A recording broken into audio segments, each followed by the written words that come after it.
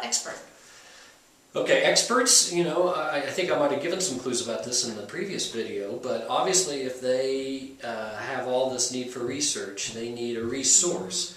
So what they're looking from you is to be a library, is to be a database of further knowledge. Right. So if you don't understand the products, that's a big turnoff. They want someone, and this is where you can get into the geek speak. This is where you can talk about, you know, the gauge of stainless steel and all the stuff that's important, because to them that indicates you know your stuff.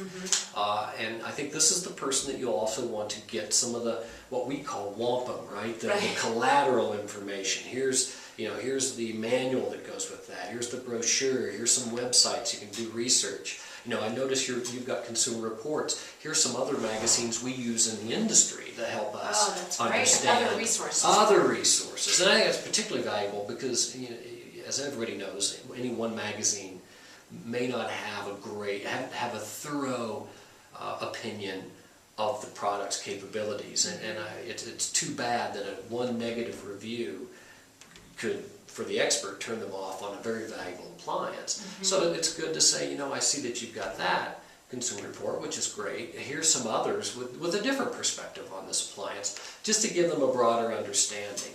Knowledge is the holy grail for the expert, so we have to be that medium of providing them with information. Okay. How would I switch to really appeal to a mastermind or meet their needs? Yeah, well, you know, you went from, like, for instance, the expert, where you go from a kind of a serious research, let's really understand cooking appliances and why would you want this BTU versus that BTU. Now you're going to a mastermind who, the more depth you give them, the less fun this is becoming. Okay. So what you want to do is keep the energy up very high, be very excited yourself, show them the things that are new and different and unique on the floor.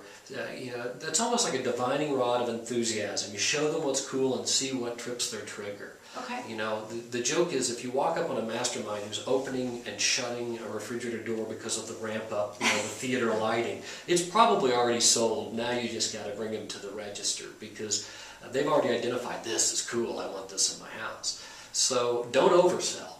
That's a huge misstep with the mastermind. If they're excited and oh my gosh, I got to have one of those, then just close them and go on. Which seems obvious, but expert salespeople have a hard time believing that someone would buy a $3,000 refrigerator based simply on the fact the lights ramp up when you open the door. But that's, you know, that's enough for the mastermind potentially on this.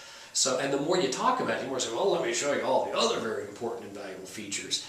Now I'm losing my buzz. You know, I'm not as excited because you're sucking the life out of me now. And I think that's a big misstep. So keep the energy up high, show them what's new and exciting, and close the minute you feel like you've found something that really tripped their hot button. Yeah, don't oversell. Don't oversell. Not too much information. Exactly. That's great to remember. Good.